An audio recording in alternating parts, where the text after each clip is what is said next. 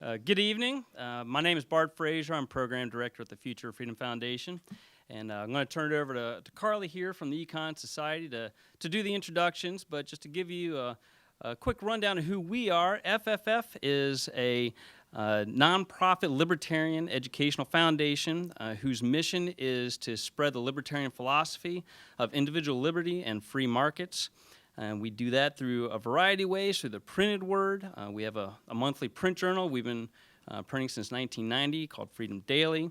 Through venues such as this, through lectures and conferences, and of course the internet. We have a very active website with over 3,000 original articles, over 150 videos of lectures such as this one. And we have what we think is the best libertarian newsletter that you can lay your hands on, and it's free for the asking. If you just send an email to fff@fff.org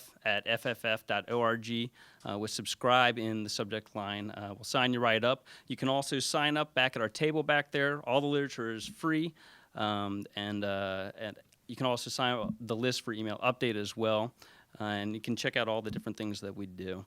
And also for any new students at GMU here, I would highly recommend you join the Econ Society. It's a very motivated group of students here who are very interested in the value of liberty, and the value of free markets, and of course economics. And with that, I hand it over to Carolyn Reddig.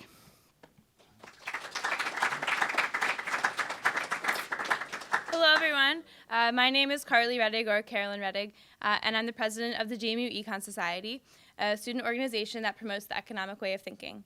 The Econ Society organizes lecture series, discussion sessions, and other interactions between professional economists and students. If you'd like to learn more about the Econ Society, just come and talk to me after the lecture and join us at the social tonight at Brian's Grill. Thanks to the FFF, we are honored to have David D. Friedman speak with us tonight. He is a professor of law at Santa Clara University, an American economist, author, and libertarian theorist. Professor Friedman is known as a leader in anarchist political theory, which is the subject of his most popular book, The Machinery of Freedom. He has authored many others, including Price Theory and Intermediate Text, Law as Order, What Economics Has to Do with Law and Why It Matters, and Hidden Order, The Economics of Everyday Life. He is currently investigating legal systems very different from our own. Without further ado, please give a warm welcome to David D. Friedman.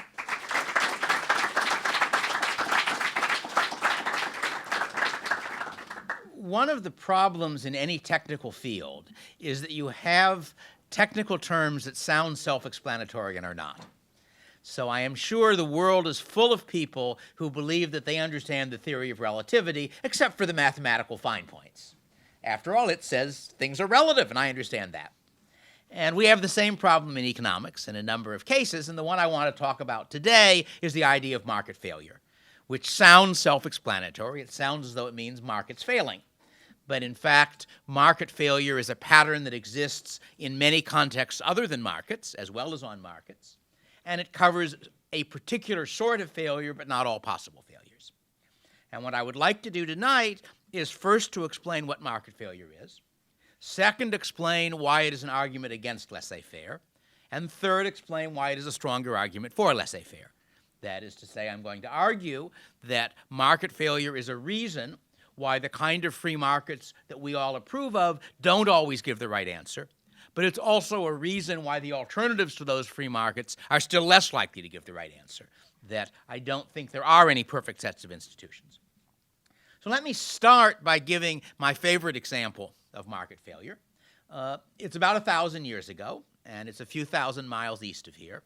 And you're one of a line of men with spears, a couple of thousand men with spears on foot, and the spears are pointing that way. And the reason they're pointing that way is that in that direction there are a few thousand men on horseback, and they have spears too, and they're coming this way. And you do a very quick cost-benefit calculation.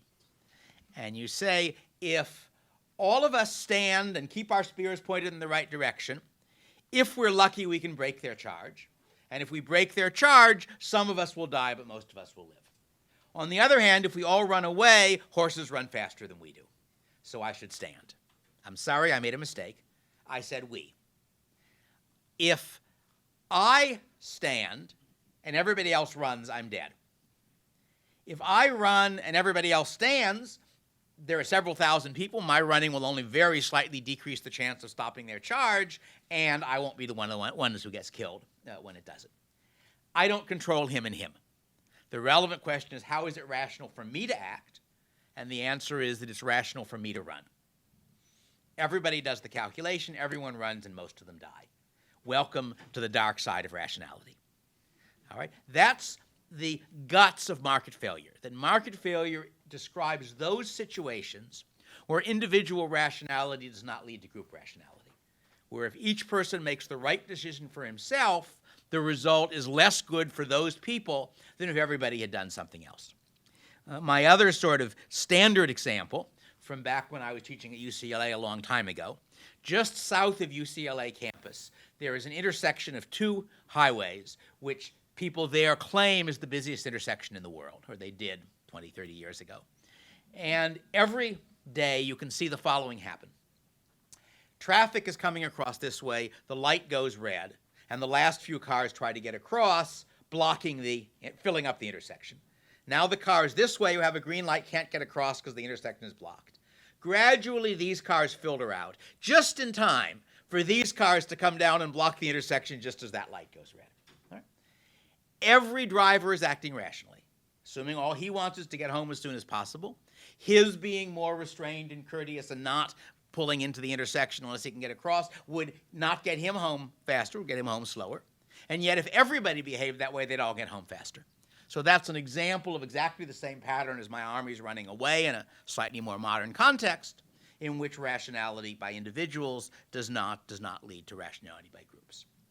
Those of you, at least in economics courses, have probably been taught about prisoner's dilemma at some point. Prisoner's dilemma is the two-person version of market failure.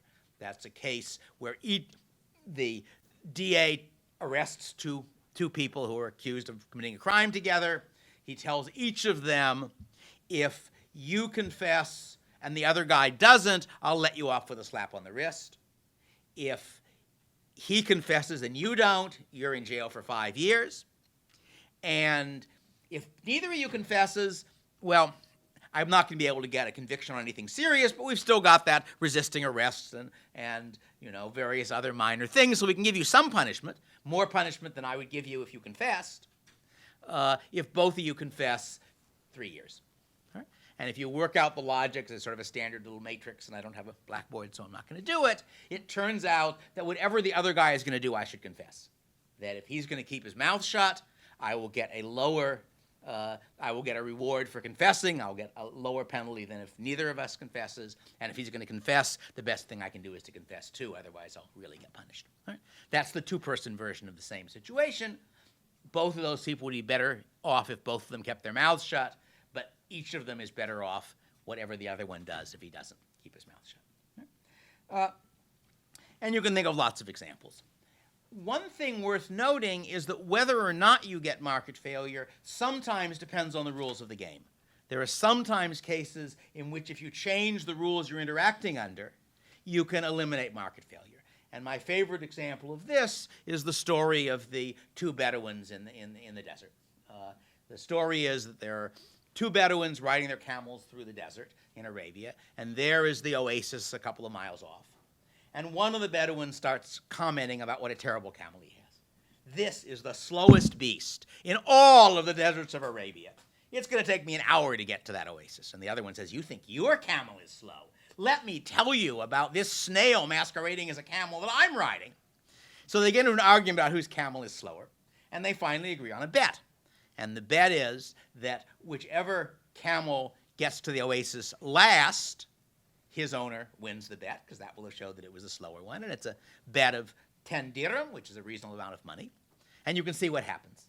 That one of them starts slowly towards the oasis, and the other starts more slowly, and the other one still more slowly, because they both want to win the bet. An hour later, there are two Bedouins sitting their camels stock still in the blazing sun in the middle of the Arabian desert, with the oasis still a mile away. And at this point, a wise man comes walking by, and he says, why are you two idiots sitting your camels stock still in the blazing sun in the middle of the Arabian desert? And so they get off their camels to explain the bet and the problem. And the wise man whispers two words to them, and they leap back on the camels and race off for the oasis as fast as they can. Anybody who hasn't heard this before want to tell me what the two words are? Switch camels, right? The bet was on the camels, not the men. Switch camels reverses the incentives, and now they've got the right incentives to get them to the oasis. So that's a nice example, and there are going to be a lot of real-world cases in the sense that if you are, let us say, setting up a firm or making the rules for an organization, one of the things you want to think about is how do I engineer that human organization in such a way that people have the right incentives, what economists call incentive compatible, in such a way that if each person acts rationally in his own interest under the rules you're playing by, you will all be better off. Now, why is market failure an argument against laissez-faire? I think the answer is pretty obvious, that for economists at least, we are inclined to assume individuals are rational.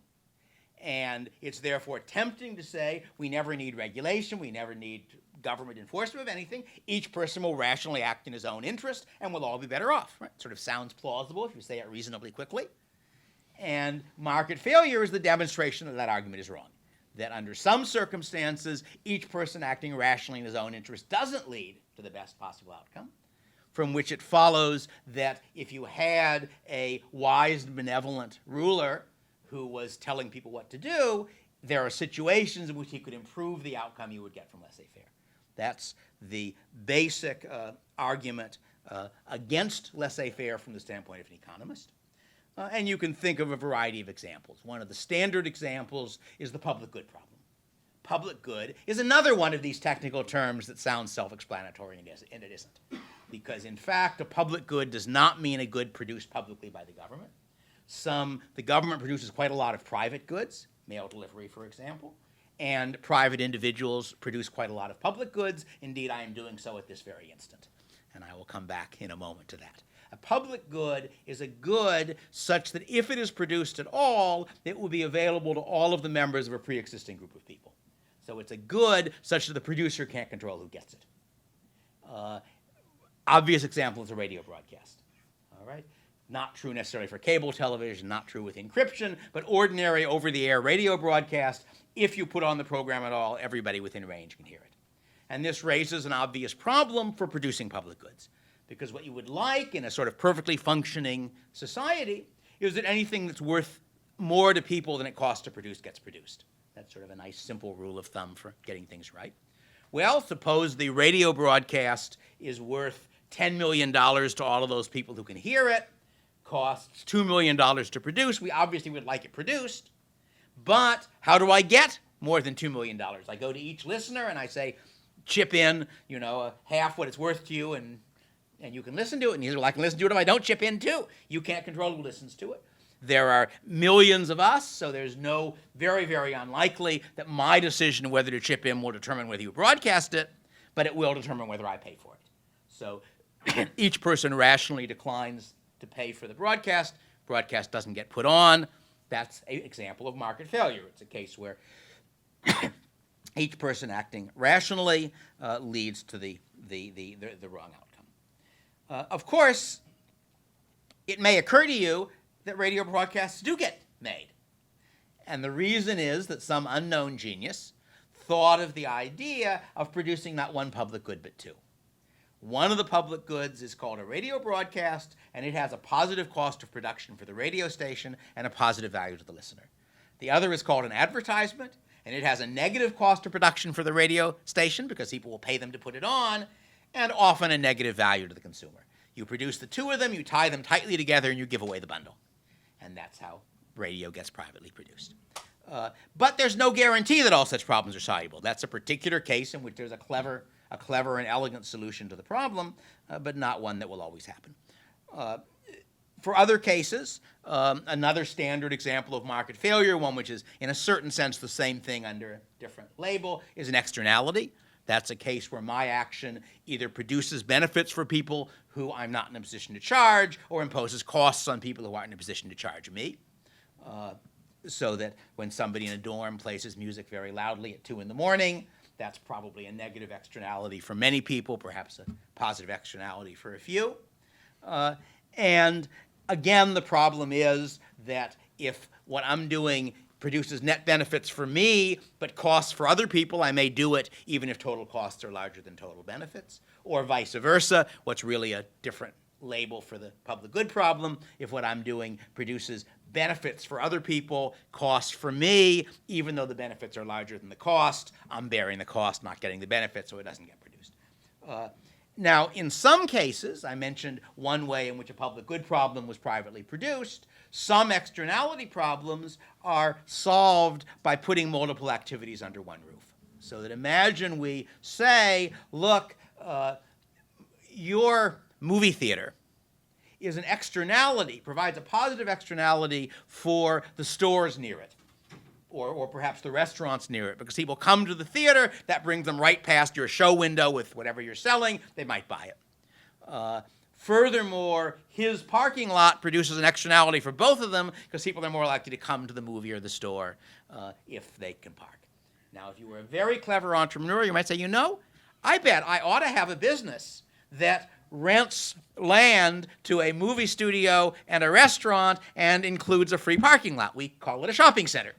All right, and that's a case where the proprietor of the shopping center is in a position to largely allow for the externalities. He can say, we will give really good terms to certain stores because we think those stores make the shopping center more attractive in ways that bring in customers, which means we can charge higher rent to other stores.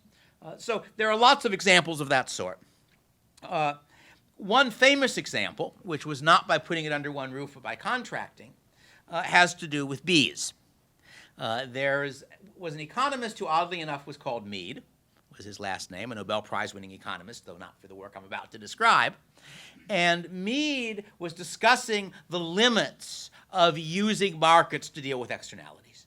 And he said, let's consider the example of bees, that if bees, in order to make honey, require nectar. They get the nectar from flowers, which are the blossoms on various plants. So therefore, if a farmer grows a crop which produces useful nectar, that provides a positive externality for the beekeeper next door. But since bees do not respect property lines, the farmer cannot say to the bees, here is a little sign on my border which says you're only allowed to browse on my crop if you pay me, 10 cents a year rental for taking advantage of the nectar in my blossoms. And therefore, he argued, you would get a suboptimal level of growing crops that provided nectar for bees. That was Mead's argument. And some other economists got interested in this, and unlike Mead, they decided to look at the honey industry. And it turned out that the solution, which according to Mead was impossible, had in fact been common practice in the industry for a century or so, which was as far back as the records went. And the reason is that although bees do not respect property lines like the rest of us, they're lazy, and they prefer to do their gathering as close to the hive as possible, and hives can be picked up and moved. So the standard arrangement was that when the crops were producing nectar, the beekeepers paid the farmers for permission to put their hives in the middle of the field. Furthermore, it turned out there was a second externality that Mead hadn't been aware of, and that was that some crops produce more if they are pollinated by bees. So at the time of year when the crops needed pollination and weren't yielding nectar, the farmers paid the beekeepers to put their hives in the middle of the field in order to increase the crop yield. So that, again, was a case where the externality was, in fact, solved privately. But again, we have no, if you do, those of you who've done price theory, you can make more or less rigorous economic arguments showing that in certain approximations, the market gives the best possible result. But those arguments break down as you, for example, allow for the possibility that some people can produce negative effects that it's not practical to charge them for, when you allow for the fact public good problem. You run through all of these problems. All of these are cases where our proofs of the efficiency of market equilibrium don't hold, and therefore we're left with saying only maybe if somebody is clever, he can get the right outcome, but there's no reason to be confident they should. So in that sense, all of this is a perfectly legitimate criticism of laissez-faire. It is one you will encounter if you talk to intelligent economists who don't agree with your politics, and you ought to be ready to think about it. On the other hand, I would like to claim that these same problems are a stronger argument for laissez-faire than against, because as they say, it takes a candidate to beat a candidate. And the question is, we don't have the option of having omniscient, benevolent despots run our economy for us. The term I've used in one or two of my books is a bureaucrat god, somebody who's sort of a hybrid of God and Joseph Stalin, but a benevolent version, somebody who sort of says, all right, you do this, you do this, you do this, you do this, and has got enough intelligence to figure out exactly what everybody should do, and is really trying to maximize their welfare instead of his. That's not an option. The real option is some sort of political mechanism by which we interfere with the individual choices in the market and tell people what to do. And if you think about it, that set of institutions runs into market failure problems. And one of the standard examples is what economists call rational ignorance. What I like to describe as the civics class model of democracy. The question is, why would anybody expect democracy to work? And the civics class model of democracy says politicians have to get elected. In order to get elected, they got to do good things. If they do bad things, the voters throw them out and elect a politician who does good things. And the trouble is that for this model to work, the voters have to know whether politicians are doing good or bad things. Well, it's a very odd thing, but politicians almost never campaign for office with the slogan, I'm the bad guy. And if you're trying to evaluate the particular bills they vote for or against, they almost never submit bills to Congress which say a bill to make farmers richer and city folk poorer. We have those bills regularly. That's what farm programs are, most farm programs. But that's not how they're labeled. So in order for the individual voter to actually vote the way the civics class model says he does, he is going to have to spend a lot of time and energy following what the people he's going to vote for or against are doing. He's going to have to, sort of make more or less a semi-full-time profession out of observing his congressman, figuring out whether the bills the congressman is for are good or bad. If the congressman votes against something he thinks is good, figuring out whether it's really because he's against it or because, as the congressman will claim, he was hoping to get an even better one instead. So it's not a trivial problem. What's the payoff?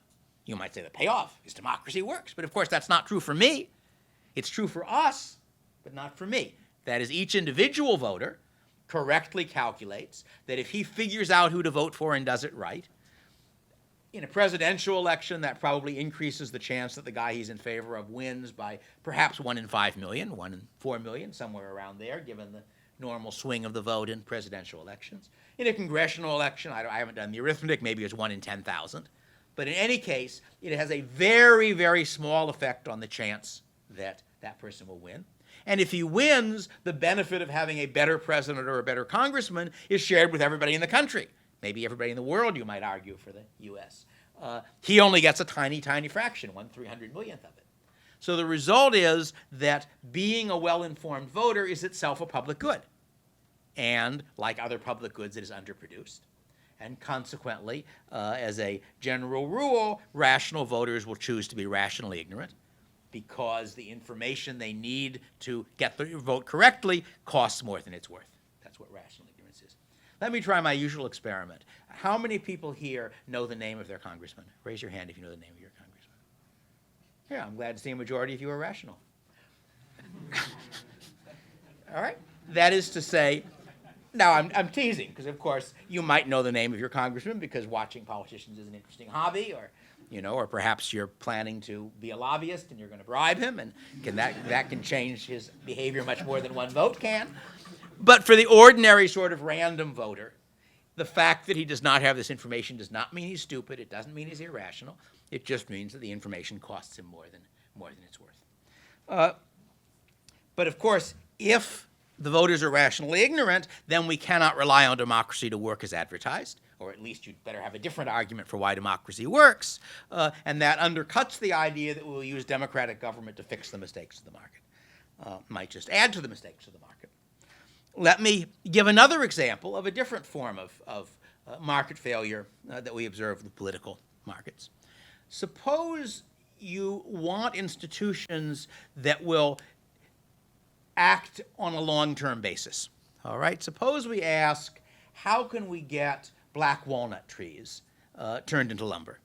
That black walnut is a very pretty lumber, but it's a rather slow-growing tree. And let's suppose, just to make up the figures, that I'm 40 years old, and that black walnut, I'll exaggerate a little to make my point, takes 70 years to grow to harvest. So you might say, I would never plant a black walnut tree because I will be dead of old age before it's harvested. But that's wrong. Because, of course, how will I make money planting black walnut trees? I will plant a field full of black walnut trees now. And in 20 years, I will sell it to somebody else saying, look, these trees only have 50 years to go. And in another 20 years, he'll sell it to someone else in 30 years. So the result is that it pays the rational capitalist, the rational entrepreneur, to make plans even beyond his own lifetime, provided he has secure property rights, provided he can be reasonably sure that what he owns today, he will own in the future and can transmit to somebody else who will own it in the future and so forth. All right? On private market systems, you often have pretty secure property rights. There's a little bit of a risk that when your trees are ready to harvest, some enterprising fellow with a pickup truck will drive in the middle of the night with a chainsaw and drive out with your tree. But that's not very likely. There's a more serious risk that at some point between now and the time they're ready to harvest, some enterprising fellow with a seat in Congress will decide that black walnut trees are a national resource and they ought to be nationalized for the good of the country. That's a more serious form of insecurity. But nonetheless, he will do long-term planning. Now let's think of politicians. One of the problems with politicians in a democracy is they have insecure property rights. As I used to say a few administrations back, Clinton can rent out the White House, but he can't sell it. Well, if you have insecure property rights, it pays you to be short-sighted. All right? If I were a private entrepreneur in a world where every year there's a 10% chance that anything I own will be taken from me, not anything, that any trees I own, it will not be sensible to plant any trees except very fast-growing ones. All right? And if I have trees, it might make sense to sell them as quickly as possible, convert them into money in a Swiss bank account, because that's more secure than trees in the ground. So politicians are in that situation. A politician has certain powers, certain rights, as it were, in a legal sense, the ability to control certain things, but he knows he's not going to keep having them. And therefore, it makes sense for politicians to look only at the relatively short-run effects of what they're doing and to discount all long-run effects. Now, they'll always assert the opposite, of course. They will always explain that people on the market are short-sighted and are only interested in next year's bottom line. You will notice that people in politics are only interested in what they expect the unemployment rate and the inflation rate to be at the next election, which is the real version of that story. But in fact, what's going on, let me go back to Stalin, because he's my favorite example, is that the advantage of claiming that what you're doing is in the long term is that it's a long time before people find out you're lying.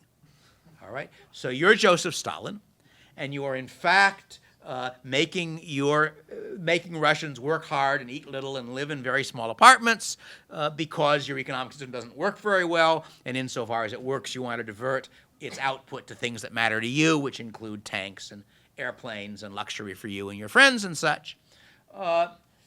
And on the other hand, you don't want everybody in Russia to know that you're doing that. So you explain to them that they are building Russia, that their children will live in a Russia as rich as America, maybe richer than America.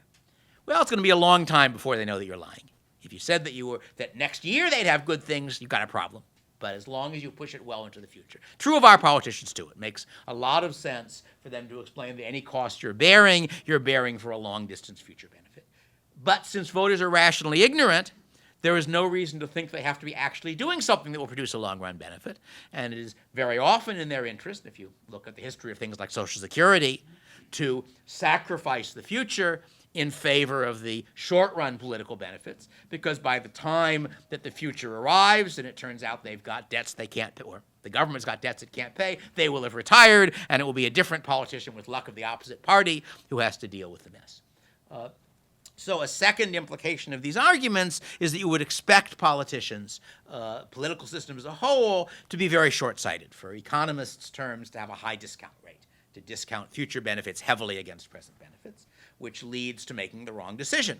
And it leads to it much more than the market result would be expected to. Let me give you a third case, and that has to do with the problems associated with information costs, which are one of the sources of market failure.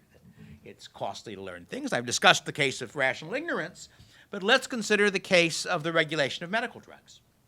Suppose you are somebody high up in the FDA, and there's a new drug which the producers want to bring onto the market. And you say to yourself, there are two possibilities. The odds are very high that this drug actually works and has no negative side effects. And if so, this drug will save 1,000 lives a year. It'll do it not by saving the lives of identifiable people. Once in a while you have a drug that does that, but because with this drug available from a particular problem, only 9,000 people a year instead of 10,000 people a year will die. It's a little bit better than the previous drug. On the other hand, there's a small chance that it will be the next thalidomide, that it will have some catastrophic side effect which will be highly observable. If I approve it and I'm wrong, my career is over. If I restrict it and I'm wrong, well, we were just playing safe. We have to have additional testing. It's true I've killed 1,000 people a year, but they aren't visible people. All right?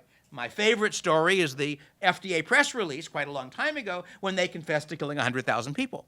But for some odd reason, that was not the way it was headlined. This was a press release in which they were saying they had decided to approve beta blockers, a particular beta blocker, in order to prevent second heart attacks.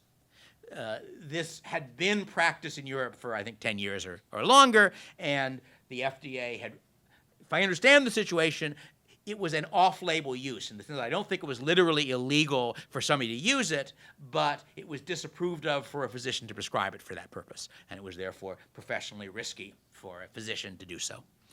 And they estimated that this drug they had now approved would save 8,000 to 10,000 lives a year. Well, if it saves 8,000 to 10,000 lives a year and they've kept it off the market for 10 years, they've killed 80,000 to 100,000 people. So that's the way I would read it, but it's not the way they put it. So that's another example where in a world where everybody knew everything for free for certain, these problems wouldn't arise. We'd vote out the people who appointed the people who killed the 1,000 people a year, but we don't know that. Whereas if there's a catastrophe, we in fact do know. I gather, by the way, I'm not sure this is right, but I think it's right, that thalidomide itself is perfectly safe for most people if given with the right combination of things. It had a single effect, which was that it was dangerous for pregnant women because it caused birth defects. And I think, though I am not certain, that even in that case, it later turned out that if you took the right vitamins with it, that wasn't true, that it was, I don't remember all the details. Nonetheless, although I gather it's quite a useful drug for its purposes, I don't think you can get it. Because think of the effect on your career if you are the FDA official who says, oh yes, we've reapproved thalidomide, but with some restrictions. Not prudent. Not prudent. And let me finally go to what seems to me a more realistic theory of democracy than the one I was offering before. And this is, let's think about how interest group politics works. Suppose you're the president of an auto company, of which there aren't very many, and you would like to get the government to put up a tariff on the import of foreign autos. And you say, if we do that, we will be able to sell more of our cars at a higher price because we won't have to compete with all those terrible people from Japan and Germany and England who insist on selling cars to people we want to sell cars to. And so that's the idea. And you say to yourself, if we get this tariff, it will benefit not only my company, it'll also benefit several other auto companies, and it will benefit the United Auto Workers. Looks like a public good, doesn't it? It looks as though lobbying Congress to pass the auto tariff is a public good for the public that consists of the major auto companies, the United Auto Workers, and I suppose you could argue the governor of Michigan, the mayor of Detroit, a few other people like that. On the other hand, one of the solutions to producing public goods is to have the members of the public agree by unanimous contract they'll all chip in.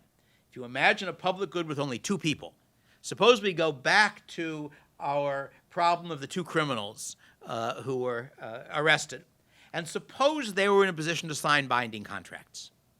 So before they commit the crime, the binding contract is, I won't confess. It's in their interest to do that, right? It's only because the prosecutor sensibly keeps them isolated and there isn't a good mechanism for making contracts that the method, a prisoner's dilemma, works.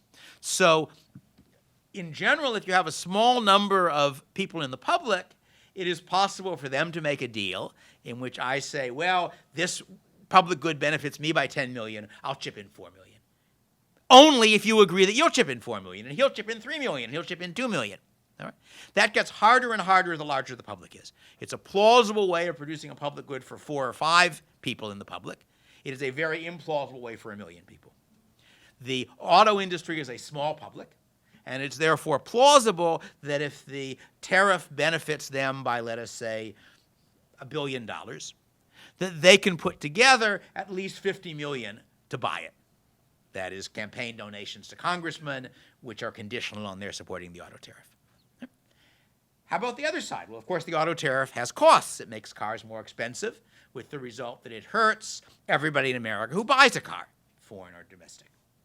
It also, less obviously, except to the economists in the audience, hurts everybody in America who produces export goods. Because when you reduce the amount we import, you reduce the number of dollars that are going abroad to people who want to use those dollars to buy stuff from us. So in fact, I like to explain that the U.S. has 2 technologies for making automobiles. We can build them in Detroit, or we can grow them in Iowa. And everybody knows how you build an automobile, but you may not be familiar with the technology for growing automobiles. The way you do it is you grow the raw material that automobiles are made out of, which is called wheat. And you put it on a ship, and you send the ship out into the Pacific, and it comes back with Hondas on it. All right? That's a technology for producing automobiles just like the other one is. It's just a more indirect technology. And what a tariff is doing is taxing that technology in order to benefit people who produce by the conventional method at the cost of people who produce by the indirect method. Anyway, so the effect of the tariff is to benefit the auto companies. Small public, they manage to get together 50 million to buy it. And to hurt, by a larger amount it turns out, a very dispersed group. To hurt 250 million Americans. 250 million Americans, each of them suffering, a $10 cost, something like that, is way too dispersed a group, too large a public for any voluntary method for producing that public good to work. So the result is that even though the cost is much larger than the benefit, the amount that can be raised to prevent the cost is much lower than the amount that can be raised to get the benefit.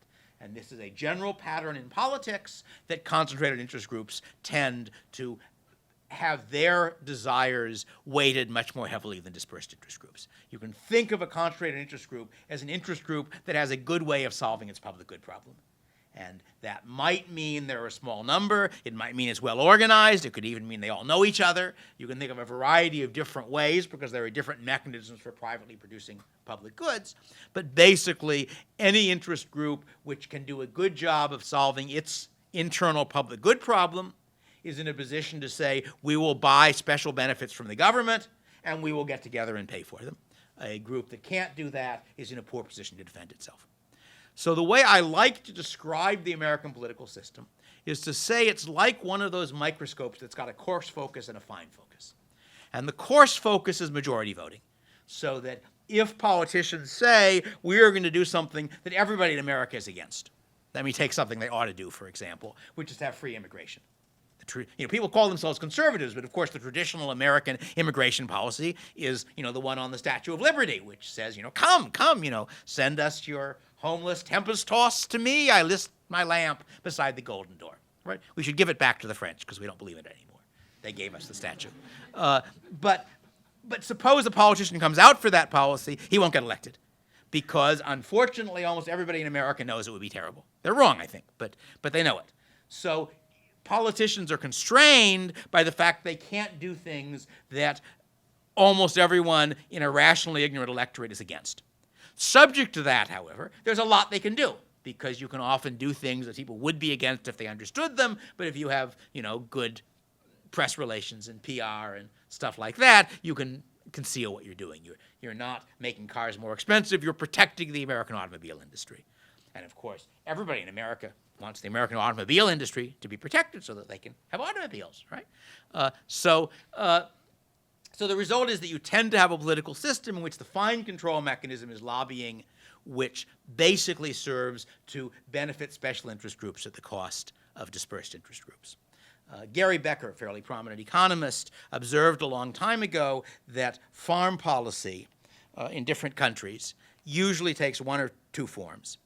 In countries like the US and Europe, where the farmers are a very small minority, and thus a concentrated interest group, the purpose of farm policy is to make farmers better off at the expense of city people.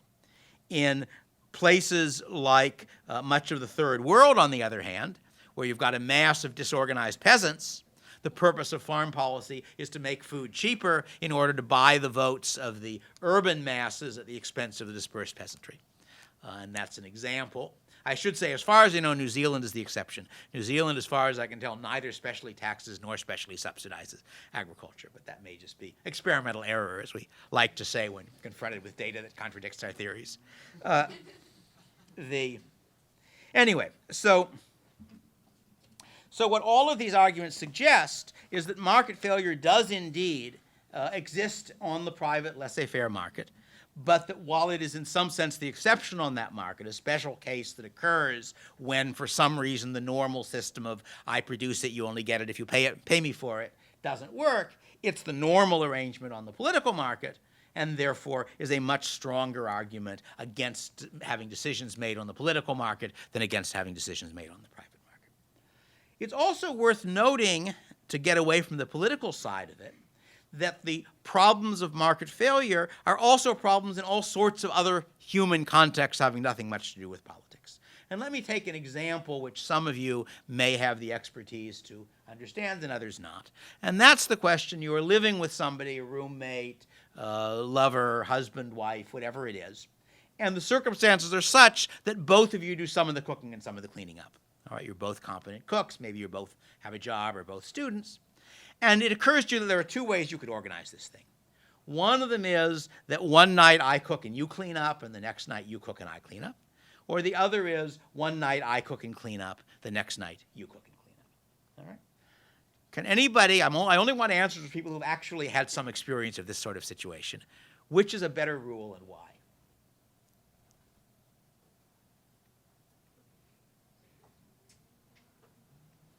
Yes?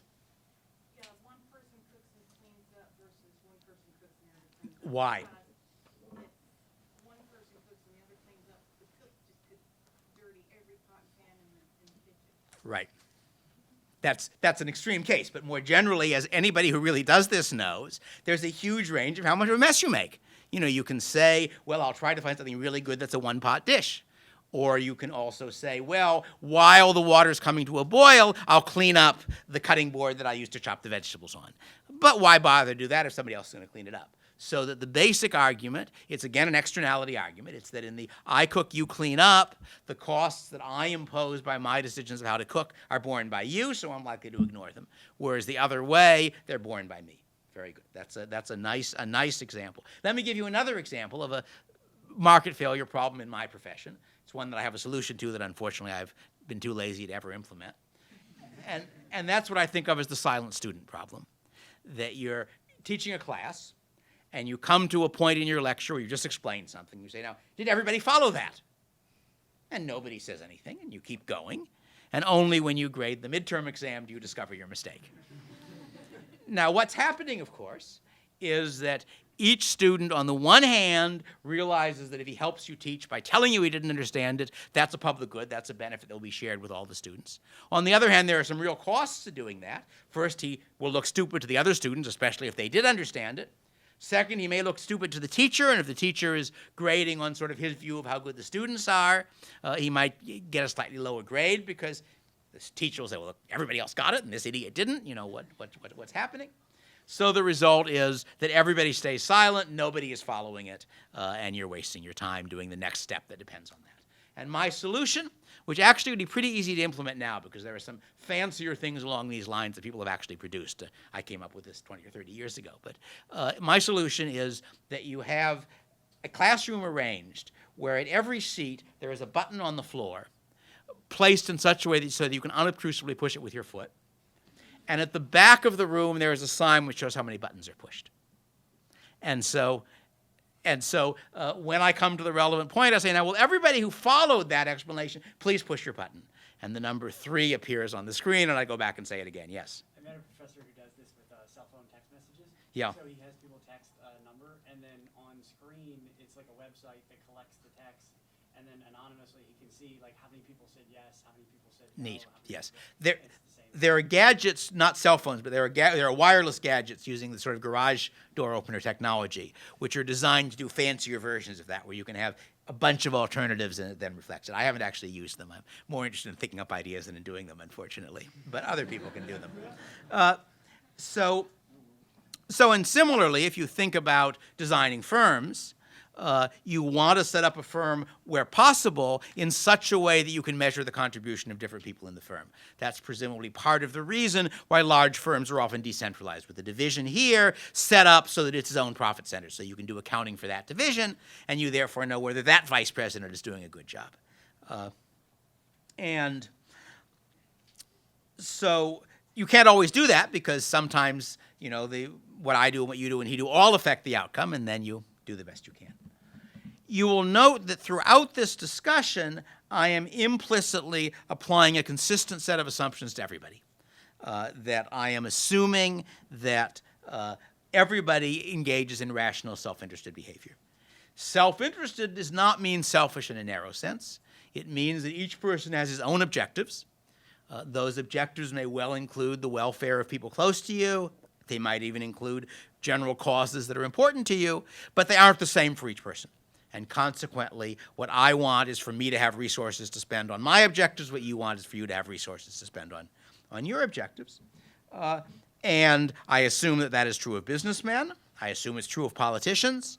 I assume it's true of voters. That's why they're rationally ignorant. I assume that husbands and wives, roommates, lovers are all rational in their behavior. And I even, though it's a bit of a stretch, assume that students are rational. All right, that's what I wanted to say. I have found that the great advantage of question periods is that when you're answering a question, you can be pretty sure that at least one person in the audience is interested in what you're talking about. So let us now switch to questions.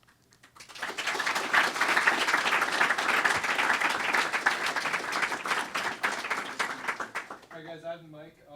Obviously, your voice isn't going to be projected when you talk into it, so talk loud so everybody can hear you. So raise your hand if you want to ask a question.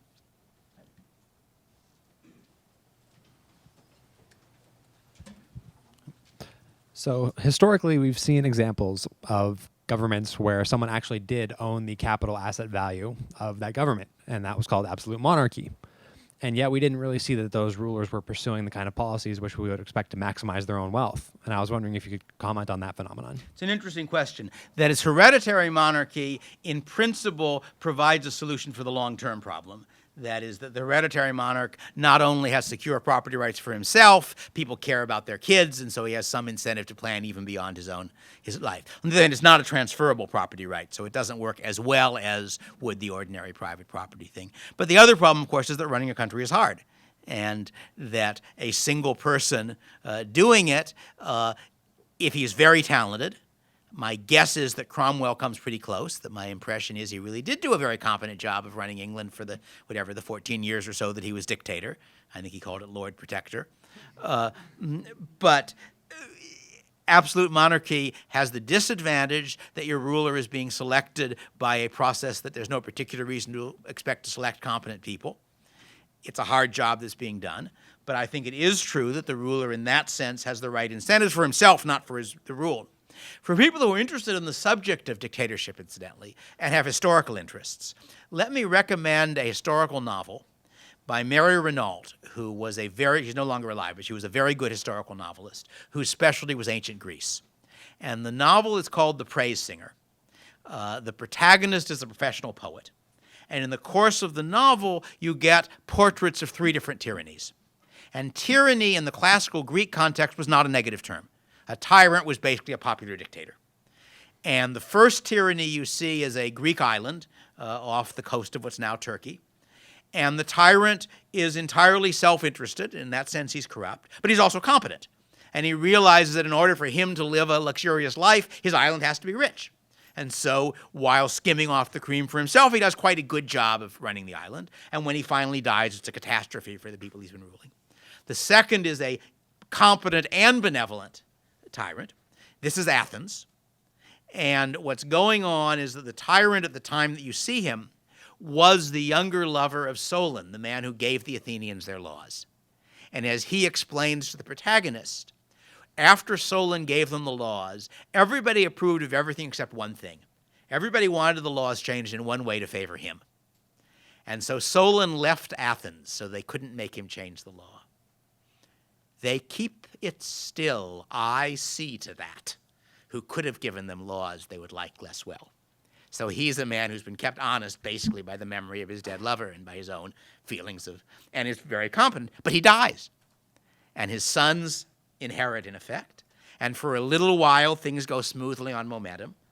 But the sons have neither the ability nor the virtues of the father, and things go to hell. And you end up with a famous assassination of one of them by two people who have been very badly treated by them. So that's sort of an interesting portrait. I think Renaud, in some ways, identified with classical Greek sort of views of the world more than with modern views of the world, which results in good novels because you see their point of view. But yeah, but you could argue that Singapore is an example of a fairly well-run one, which is not quite a dictatorship. It's a democracy in the literal sense, but it's a democracy in which one party has always won, and presumably is in a position so that for quite a while it will keep winning.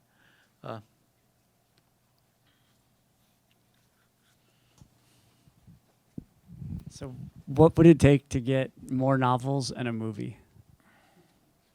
I've commercially published one novel.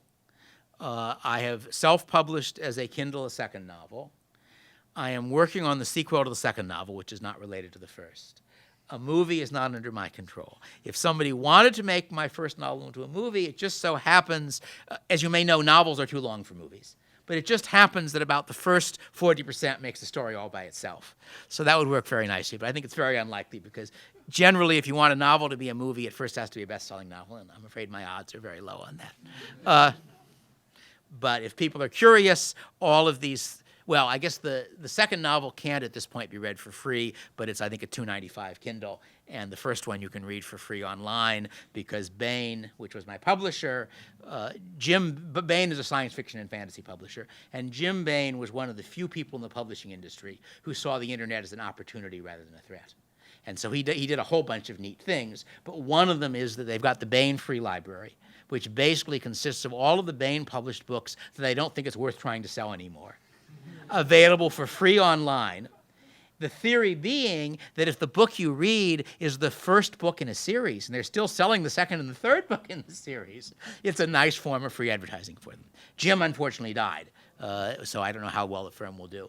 But Harold, which was my novel, is one of the ones they aren't making money selling anymore, and so it's therefore up for free on the Bain Free Library. But the other one, which was lots of fun, and which I'll probably do some rewriting of because I've had some useful suggestions, is available as a Kindle, and one of these days I'll finish the sequel to that, which is one of the several. I'm theoretically working on 3 books at this point, one of which is the one I'm really working on, which is a book on legal systems very different from ours, which is what I've been doing a workshop here at on every other week, and that's sort of been fun. That's a matter of trying to recognize that in a certain sense, all human societies face about the same problems, and they solve them in an interestingly different set of ways. And if you take each of them and you say, these are not children, these are not primitives in any relevant sense, these are people about as bright as we are. I mean, Aristotle and his friends, for example, because Pericles in Athens is one of the ones I look at, and try to understand it. Try to say, make sense of their set of institutions. I find that quite interesting and productive,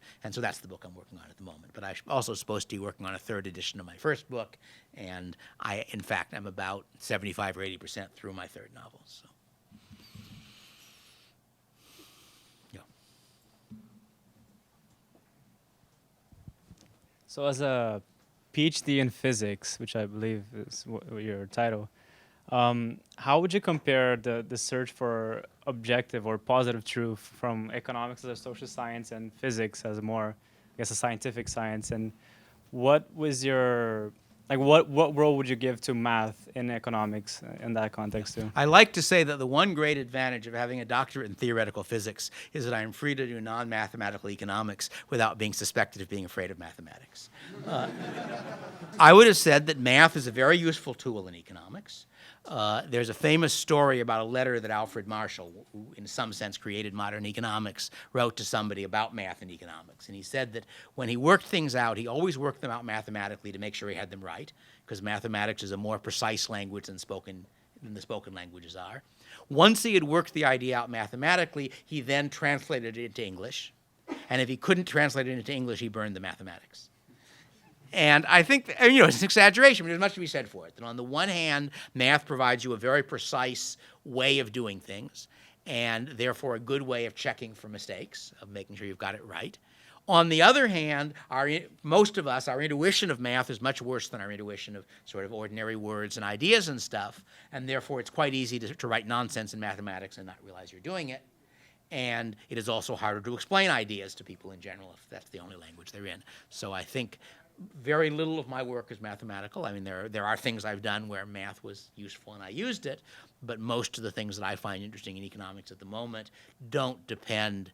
I think if you're going to do serious economics, you certainly have to be reasonably competent at algebra and calculus, because both of the. But I think beyond that, that there's been a tendency in economics for quite a long time for people to get publishable papers by finding some way of using a new cutting-edge mathematical technique to prove something we already knew was true, in effect. I'm probably exaggerating a little, but not very much. That my ex-colleague Gordon Tullock, who was here until he retired, used to refer to this as ornamental mathematics. You write an article where the real guts of the article are something else, but you have to have some mathematics to persuade the referees that you're a sophisticated sort who knows the mathematics. So I would say that economics suffers from too much mathematics, but that the right answer is not zero or anything close to zero. The right answer is that the essentially interesting question is the economic ideas, and the math is just a way of thinking them through more carefully. And sometimes discovering you've made a mistake. I mean, I've done that.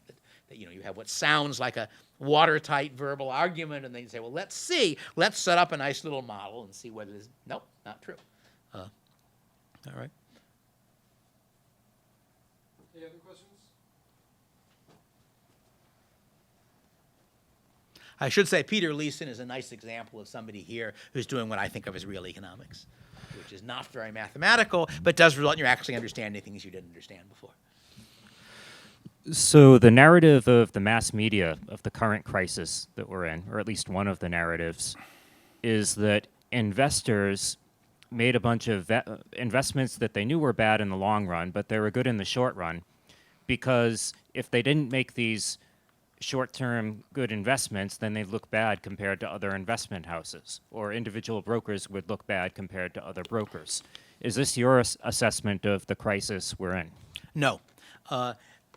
My work as an economist has not been in macro, so although I have opinions, as I have opinions about almost everything, they aren't very expert opinions. One of the things that was going on was people were making gambles where one of the things limiting the downside was the correct expectation that the government would come in and intervene and bail them out if they lost. That was part of it. But I don't really have a full explanation. That is, we know that Fannie Mae and Freddie Mac were government-created firms. They were nominally private by the time things started to crash, but people correctly believed that the government would stand behind them if they went out of money, which, of course, it did. So that explains a part of it, but there were obviously other private firms which also made mistakes. My current best guess on the current problem, but I'm not at all sure it's right, is what people sometimes refer to as regime uncertainty. And that at least fits both this pattern and the Great Depression, that some shock hits which make things look bad. And there was a quote from the gentleman who is currently mayor of Chicago and before that was running, I don't know, basically the White House staff, I guess was, whatever, I don't know what the right title of it was, never waste a good crisis. All right? So if you think about it from the standpoint of an ambitious politician, you say, look, everybody knows things have gone to hell. Therefore, everybody knows we've got to do something about it. If there are things I want to do that I couldn't have gotten past before, this is the chance. And I think that roughly describes what happened with Roosevelt. Roosevelt is quite an odd case because as best I understand it, the first couple of years of the New Deal, he was doing this set of radical things. Then, I guess because the Supreme Court was shooting, they said, oh, let's do this set of radical things instead. But the result was that during that period, and I think also during the last few years, it was relatively hard to predict what the rules of the game were going to be 2 years hence. And the harder it is to predict that, again, just as the arguments I was making before, the less sense it makes to make long-term investments. Because if you say to yourself, right now, I don't know whether I should put my money into this or that. A year from now, I'll know, so keep the money in the bank now and make the decision then. But again, that is not an expert guess. That's sort of my impression of what's going on. And if, from my standpoint, price theory, often described misleadingly as microeconomics. The world wheat market is a subject in microeconomics, which is why I don't like the term. But micro, I think we understand pretty well, and I have a pretty good feel for it. Macro is really the economics of disequilibrium, and I don't think that either I, or as far as I know anybody else, really has a complete handle on how it works, why things break down for as long as they do, and so forth. But the one thing which does seem to make sense is that if you've got a problem and then the guy at the top starts stirring, as it were, starts saying, well, let's change this. Let's put in some version of National Health Service, which we've been trying to get for a long time and not able to do it. Let's change this. Let's change that. That's going to tend to make things worse rather than better, sort of like bleeding patients in the Middle Ages. For their own good, of course.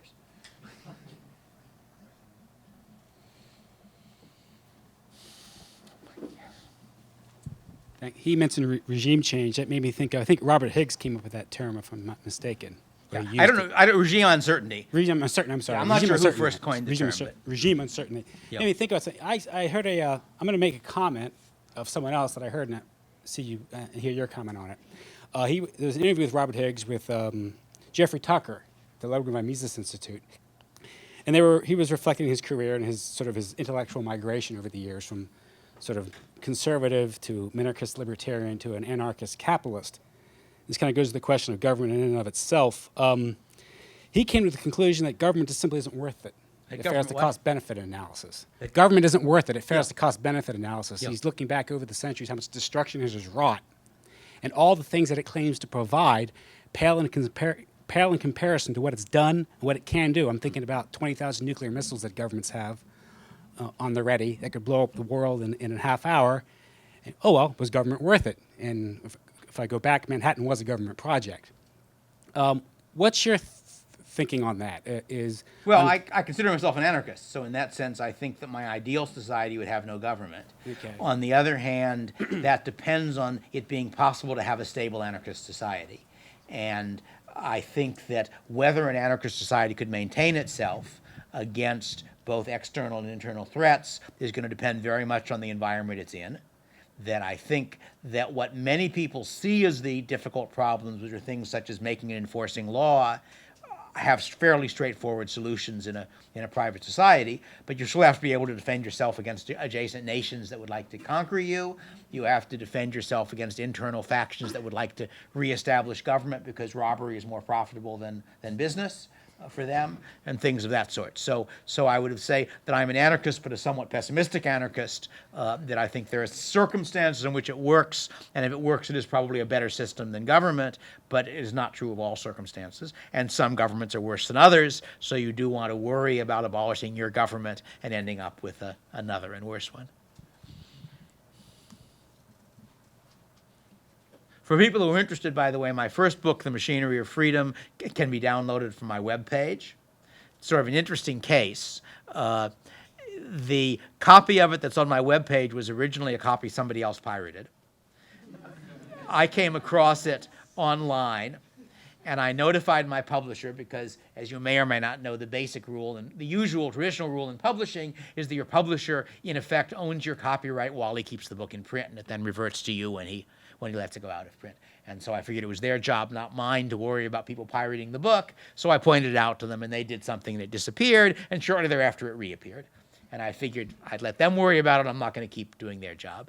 A while after that, I persuaded my publisher to give me permission to web it online, at which point I took the pirate copy that I had downloaded and put it on my webpage. And I figure if people are going to pirate my book, they have no complaints if I pirate theirs. Yeah. You mentioned the Fable of the Bees, and Yes. there are other recent examples like the Fable of the Keys by Margolis and Leibowitz, and basically showing that the theoretical possibility of an externality doesn't necessarily mean that it is policy relevant or that it's even present. Yeah. How do you think the economics profession takes that empirical evidence against theoretical externalities, which might not actually be. That's an interesting question, and I'm not sure that I have a sufficiently random selection of economists to give a very expert opinion on that. I know that I did talk to Paul David back after I moved out to California. Paul David was the person they were really arguing against in The Fable of the Keys. He was at Stanford, and I said, what do you think of The Fable of the Keys? He says, oh, I'm going to write a rebuttal, and that was 14 years ago, and rebuttal has not appeared. And so... But I really don't know. I mean, I think some people are impressed by such arguments, and some less. And my general objection to externality arguments, I should say, is not so much that one. It's that most big things have lots of external effects, good and bad, and that what tends to happen is that if you know you're against something, you count up all the negative externalities and say, look how terrible it is. If you know you're for something, you count up all the positive ones. And I first discovered this in my first piece of economic research, back when I was still a physicist, which was a piece on population, that the head of the Population Council wanted to see what a discussion of population issues written from a pro-free market side would look like. I don't think that was his own political view. I just think he was an open-minded guy who liked to see a range of opinions. So he asked me to write a pamphlet on the subject, which I did. It's on my webpage. It's called Laissez-faire in Population, the Least Bad Solution, which, as you can see, in a sense, is some of the spirit of the talk I've been giving here. But the interesting thing was that I tried to estimate the externalities from having another child. And I concluded that I could not sign the sum, that the uncertainties were large enough that it was not clear whether when somebody had an extra child they made the rest of the world better or worse off. Now, almost certainly it depends on the person and the child and all sorts of other things, but that's part of the uncertainty. Similarly, I've got a piece up fairly recently on the subject of global warming. And I think that it is a great mistake to let the argument be focused on, is global warming real? I'm not sure. I'm not a climate scientist. But my guess is that if it were really bogus, there would have been more convincing evidence that it was bogus than there so far has been. Some parts of it are bogus. I think the hockey stick was, bogus, because that was because the guy wasn't a competent statistician. But it seems to me that the real weakness in the global warming argument is that everybody takes it for granted that it's a bad thing. And I think what's going on is exactly the same pattern, that if your prejudice is a bad thing, you think of all the bad consequences, and you ignore the idea that Canada and Siberia are going to get 50 miles bigger going north if you warm up the global climate. You ignore the fact that CO2 is an input to photosynthesis, and therefore higher CO2 increases crop yields. You ignore the fact that we've just about gotten to the point where we've melted enough ice up in the Arctic so that we've now got a Northwest Passage, which means that you can have merchant ships go across north of Asia, so that if you really think about it, the answer is that global warming is going to have a bunch of bad effects and a bunch of good effects. And I don't believe that we're talking about effects over 100 years, which makes all of them very uncertain in magnitude. That, maybe in 100 years we won't need that Northwest Passage. Maybe by that time, we won't be moving goods around very much because we'll have a nanotechnology world and we just send the instructions and you build everything on site. Who knows? But that if you try to estimate the positive and negative externalities, I think the only honest conclusion you can reach is you don't know. And then the question is there any a priori reason to believe that increasing the temperature of the world by 3 degrees centigrade, say, would make us worse off? The answer is there is one, but it's pretty weak. The only argument is to say our current arrangements are optimized against the current environment, so that we have insulated houses in places where it's cold, we've got air conditioning where it's warm, we decide how close to the sea to build our houses by how high the sea level is, stuff like that.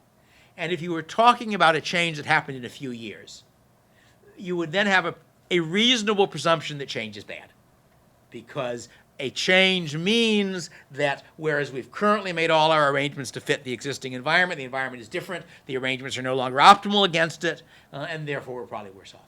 But global warming, you're talking about 100 years. In 100 years, every farmer will have changed his crop half a dozen times, probably more than that. If the temperature is going up a little bit, they will be changing to crops that work in slightly warmer temperature. 100 years, most buildings will have been torn down and replaced. If the sea level is rising by a foot or two, they'll be replaced a little bit farther inland. So I think that that's the only place where I can see a real sort of solid argument for why you would expect a priori that global warming was a bad thing, and I think it's a pretty weak argument. And other than that, I think what's going on is there's several things going on, but one of the things that's going on is the prejudice against change. And you can see that in a lot of other contexts. If you think about whenever a new reproductive technology comes out, like in vitro fertilization, there's a lot of hostility to it. Why? Because it's unnatural. I've actually got a blog post I haven't written yet, but the blog post is going to be entitled "The Other Fundamentalist Religion." And I'm going to argue that while it is indeed true that there are a lot of Republican politicians who are either hypocrites or a little bit nutty in terms of their beliefs, hypocrites if they don't believe what they're saying, a little bit nutty if they do. On the other hand, there are a lot of Democratic politicians of whom the same thing is true, it's just that their fundamentalism is called nature worship. And that if you look at, and it's a very serious religion in our society. I mean, it's not just the politicians. If you think about advertising, it is taken for granted that calling something natural means it's good. All right? Well, let me tell you, the natural version of corn, of maize, is not something you can live on, because the natural version is a kind of grass which took something like, 2,000 or 3,000 years of selective breeding to give those nice ears that you butter up and eat. It's a very unnatural product. Indeed, I think it is the case that all of our food plants are unnatural. Deer are natural, so some of our meat is natural. But most of what we eat is the result of human intervention over long periods of time. And they just didn't have as good technologies as we do for doing it, so it took the Indians a long time to make maize, but they made it. And similarly for wheat and various other things of that sort. So I think there really is a essentially fundamentalist religion committed to the idea that natural is automatically good. And I think if you start paying attention, the idea that warming up a stream by a few degrees is something we call thermal pollution. Well, pollution, to start with, is a religious term originally. And more than that, there, after all, is another stream, 50 miles south, which is already 3 degrees warmer. How come is that one worse than this one? No. But that one is in its natural state. This one is unnatural because humans did it, right? Beaver dams are natural. Hoover Dam is unnatural. All right? So it's a very weird set of ideas, and I really think that if you want to understand that set of ideas, though there certainly are legitimate arguments. I mean, I'm not saying that it's never the case that environmentalists have a point. Some of the things we do to the environment have bad consequences for us. But I think if you really want to understand the environmentalist impulse, you have to see it as in large part religious. And one way to do it is look inside your own head, all right? Because I think you will probably find that you have some sympathies with that religion too, right? My yard in San Jose, I like planting fruit trees. There is a large live oak, which was there when we came. If I cut down that live oak, there'd be a good deal more sunlight on my fruit trees, and it does me no good at all, but I'm not going to do it. It's a big living thing, and it just feels wrong to sort of wantonly kill the thing. All right, so that if you want to understand sort of the guts of environmentalism, as I say, you want to partly go inside your own head and see why parts of it appeal to your moral, aesthetic, etc. intuitions as well. That's a long digression, but I think it's relevant to what I was saying. Thank you. Other questions?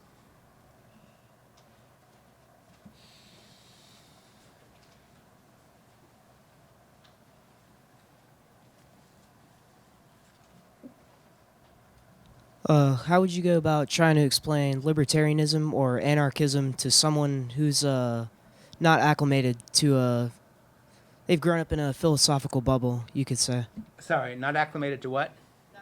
To the ideas of libertarianism or anarchism, as they're accustomed to growing up in a vacuum of ideas. I mean, I guess there are an awful lot of different answers to that, all of which are right.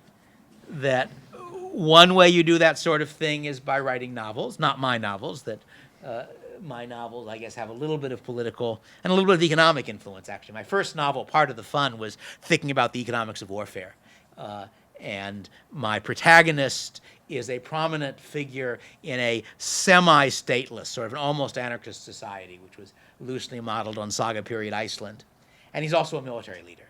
And the question is, how do you, in effect, fund war when you don't have taxes and you don't have people in feudal allegiance to you?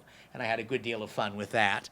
But basically, my books are not mainly, that is, my fiction books are not mainly intended to convert people to any political views. They're intended to be stories. But Machinery of Freedom was intended to persuade people, and that's one way of doing it. And some novels, Poul Anderson and Robert Heinlein and Werner Vinge, all have largely libertarian impulses, although I think all of them are too intelligent to be hardline anything. And so that's one way. Ayn Rand, in a very different way, affected a lot of different people. Presumably movies could. There's the movie I remember I once saw, Sometimes a Great Notion, which was, I thought, a pretty effective piece of propaganda for the right side, basically.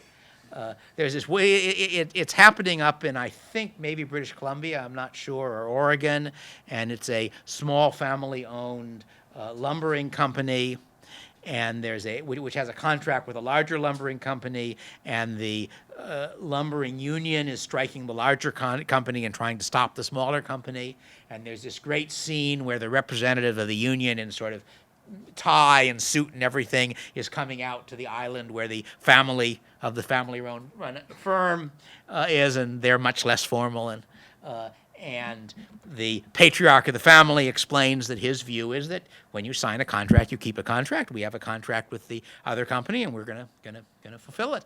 And the head of the union says, "A fine theory for the 19th century. Do you have a better century?" Great line. Anyway.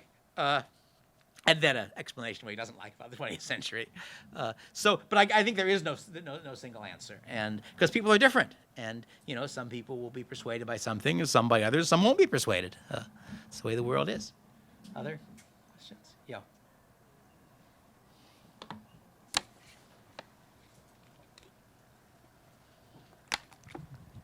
People often contrast your more like consequentialist perspective and view on anarcho-capitalism with the more deontological, if I'm pronouncing that word right, or rights-based view of like Murray Rothbard. Would you say that this is a fair contrast? And what are your thoughts on? I think there are a number of differences among different libertarians, and it's correct that I do not find the sort of a priori moral arguments very convincing. I spend a chapter in the second edition of Machinery of Freedom explaining why I don't, essentially showing that if you take literally the rhetoric of the people who believe in that, you reach conclusions nobody believes in. And that once you start watering it down and you start saying, well, that's not exactly right, that rhetoric does not give you the tools to answer interesting questions. And that economics does.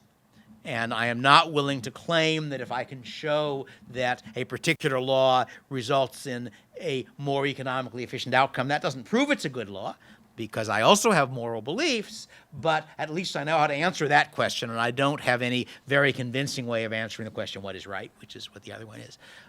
No, I think Rothbard and I disagreed in a number of ways. We have different models of anarchy, which is not really a question, I think, of what the question you're asking, that he has what I would think of as a centralized model of anarchy, in the sense that he imagines that everybody comes to an agreement on the general legal code, and then you have decentralized enforcement.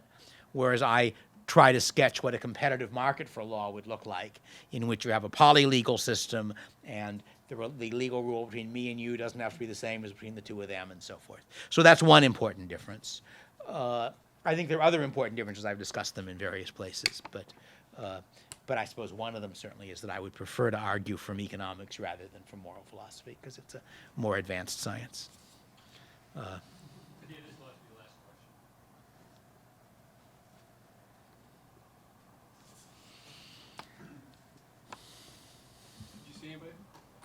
Somebody have a question? No. All right. Thank you. Thank you.